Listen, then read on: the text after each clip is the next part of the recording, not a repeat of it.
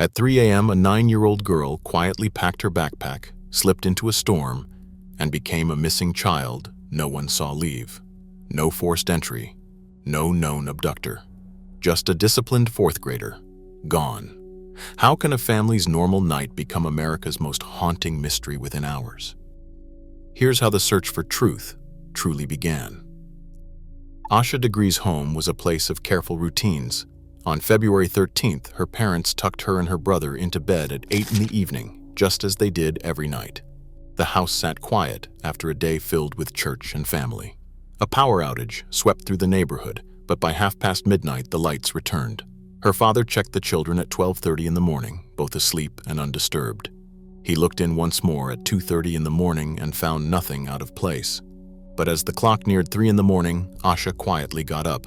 She changed out of her pajamas, selected her own clothes, and began to pack a backpack, choosing a few belongings with care. Without waking her brother or alerting her parents, she slipped out the front door. In that silent moment, a 9-year-old crossed the threshold from safety into unknown, leaving behind only questions. Heavy rain battered the empty streets as a line of headlights cut through the darkness on Highway 18. Gusts of wind rattled the trees, and water pooled along the edges of the narrow road. Around 3:30 in the morning, drivers spotted a small figure walking alone, just a child with a backpack slung over her shoulder, head down against the storm. The downpour blurred everything, but the sight was unmistakable. One motorist slowed, uneasy, then pulled over to offer help. The girl stopped, frozen for a moment in the glare of headlights. Then, without warning, she bolted, darting off the asphalt and vanishing into the thick woods at the roadside. The storm swallowed her up. That was the last time anyone saw Asha Degree. The highway stretched on, empty once more, as the rain kept falling and the world moved forward, unaware that a 9-year-old girl had disappeared into the night. Search teams combed fields, ditches, and woodlands for months, but every effort ended in frustration. Flyers faded on telephone poles, tips dried up, and the trail grew cold. For a year and a half, Asha's name lingered in news headlines and on the lips of volunteers who refused to give up hope. Then, on August 2, 2001, a construction crew digging along a roadside in Burke County hit something unexpected. Beneath the packed earth, workers unearthed a plastic bag, sealed tight, untouched by weather or time. Inside, they found a backpack. The name tag left no doubt. It belonged to Asha Degree. After 18 months of silence, investigators finally had a clue. The search for a missing child became a hunt for answers, as the contents of that bag would soon draw new eyes and new questions to the case. The backpack, once unearthed, offered a silent inventory of Asha's world. Her basketball jersey, neatly folded. A school notebook, pages still crisp. A brand new pencil case, never used. Library books tucked carefully inside, yet none of them borrowed under her name. Each item was dry, untouched by 18 months of storms and seasons, shielded by double layers of plastic. The bag itself carried her name and phone number, confirming its owner beyond doubt. But the library records raised a troubling question. Someone else had checked out those books, not Asha.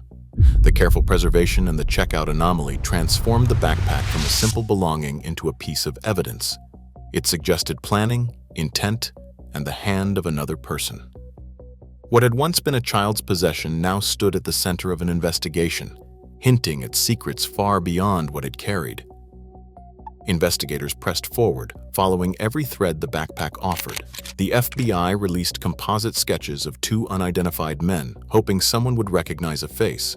One man was linked to a dark green car, and witnesses remembered it as an older model, its shape burned into memory by the urgency of that night.